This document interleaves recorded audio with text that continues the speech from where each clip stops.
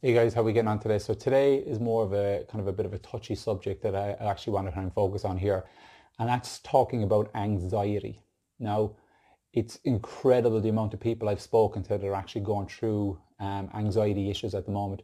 It's something I've dealt with in my past myself. I go through social anxiety still at the moment. It's not as bad as it was before, but it's like some of the biggest areas for me was for a long time actually having this fear of speaking to people. And this was only like in a one-on-one kind of situation where I'd get cold sweats. I would have a fear of not being able to talk. Speaking in public, not a chance would I ever want to do that. So it's something I've dealt with for a long, long time, and it's actually held me back from being the person I wanted to be.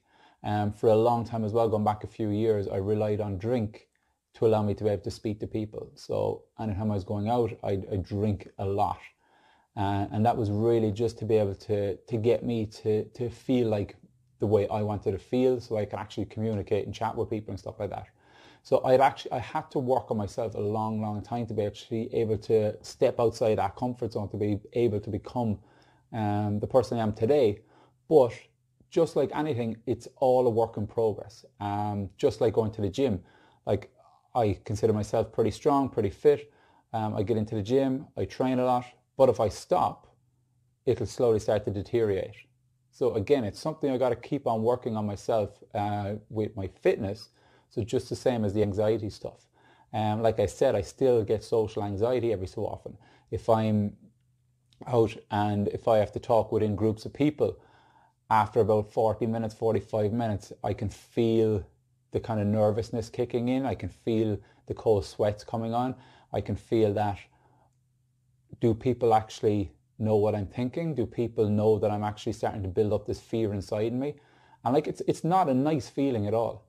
And that was just my elements of anxiety. I've also suffered with panic attacks, which I believe is the next kind of level to anxiety.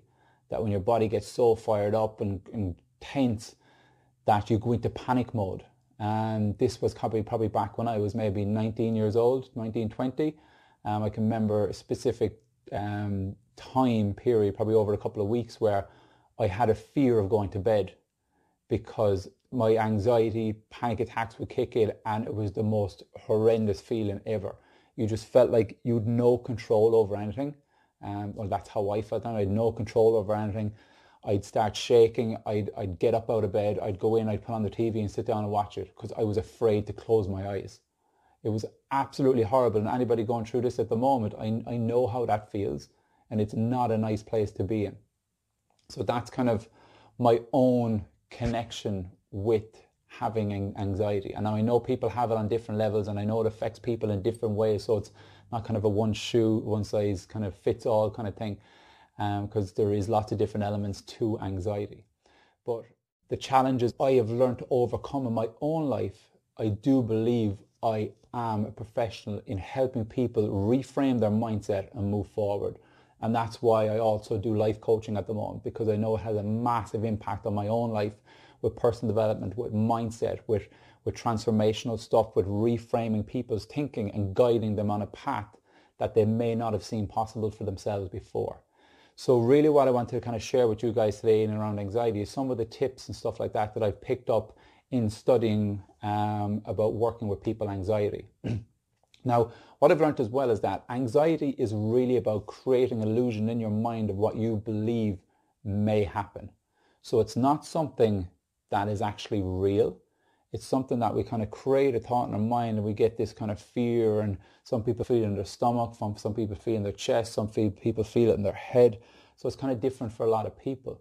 But what we really want to focus with anxiety, the simple part of it is reframing our thinking and kind of diluting the story we keep telling inside in our minds that triggers our anxiety. Now, it is a lot easier to say it than actually to do it, because it is something like just going to the gym. It does take practice. It does take a little bit of time.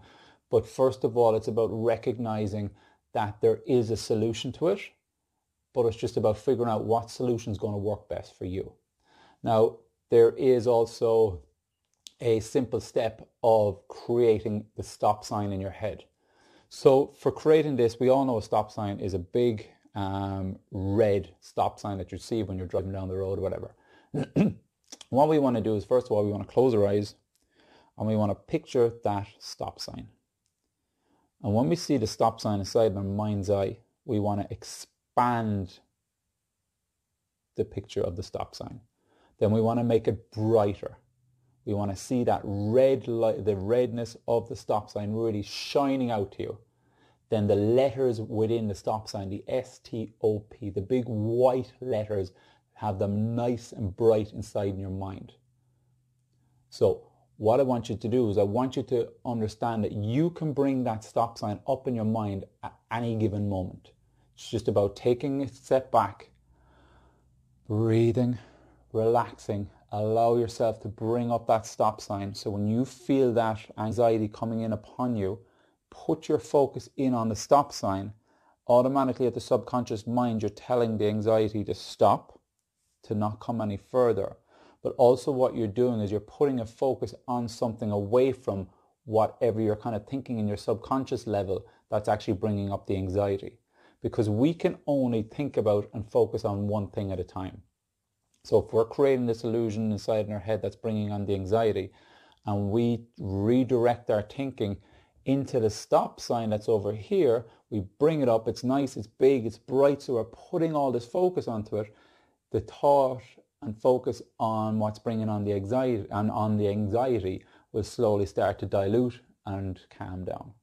So that's just one simple technique that you can actually start to do for yourself. Another technique is naming your anxiety. So a lot of times when we feel the anxiety coming on, I know this from when I used to have my panic attacks, I used to really fight against it. I'd feel it coming on and I want to just like grab it and just push it away. And what I've kind of learned from some of the stuff I've been studying and my own personal experience is that when you're trying to push it away, it pushes back against you even stronger. So you have this big barrier up against you and you're fighting against this and it's just making you worse. So by first of all creating a name for your anxiety and give it something fun, like call it Goofy, call it Donald Duck or Mickey Mouse, something like that. So something that will automatically create a calmer sense inside in your subconscious with even just using the name you want to call it. Call it a funny name, just make up something. Call it a funny name. So when the anxiety comes, just, oh, here comes Mickey Mouse again. So straight away, you're in a state of feeling calmer within yourself just because of the name you've given it. And then when you feel the anxiety come on, just say, do you know what? I'm going to let the anxiety come in. You're going to come in, but I'm not going to entertain you. So just imagine if you're inside your house, you're inside in your kitchen, and anxiety, Mickey Mouse, he's knocking on the door, bang, bang, you're going to open the door, let him in. But what you're going to do is you're not going to entertain him. You're going to just let him sit down, do whatever he has to do, and let him walk back out again. So straight away, you're dropping the barrier of fighting against it, because again, that's going to take energy from you. It's going to build up the anxiety even more. So by diluting that and calming it down, you're kind of changing your mindset, and you're also changing your thinking around the anxiety by giving it a name that eventually, when it comes, you just accept it the way it is and let it go. But it's never, you're training yourself that it's not going to hit you as hard as normally it may have hit you. So that's just a couple of tips there on helping somebody with anxiety. Something that's really great as well is also mindfulness. Now, mindfulness is putting a focus on something at this very moment in time. So let's just say, for example, I have this here.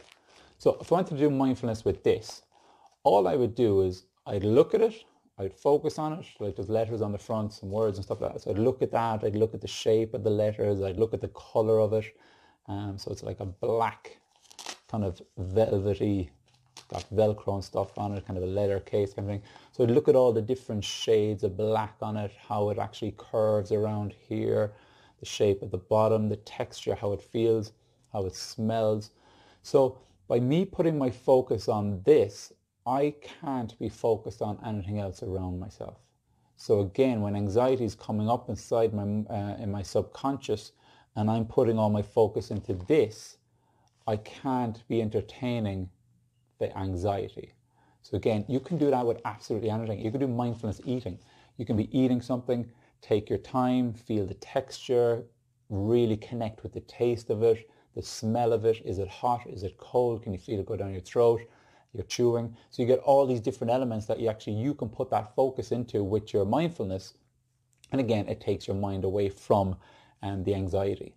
The same with meditation. We sit down, calm state. We can use some of the meditation apps, whatever it is that we really want to do. And we just focus on our breathing. Take deep breaths in, deep breaths out. Now we might have light music in the background. We might have guided meditation. So it's the same thing as the mindfulness. It's putting our focus into something we want to focus on rather than something that's been built up in our subconscious through a story that we're creating within our mind. So again, we're diluting that, we're letting it fizz away, we're coming into a meditated state, we're focusing on our breathing, we're relaxing our body, breathing in, breathing out. And of course, when we're going through meditation as well, like we may have thoughts that will pop into our head, and you know what? That's okay. That's just part of meditation. Let the thoughts come in. When we feel the thoughts coming in, we just put our focus back into our breathing. Feel the air going up our nostril, down our throat. Feel how our lungs expand, how we're breathing back out. Is there a sound through our mouth as we breathe back out? And again, just going through that process, nice, calm, slowly.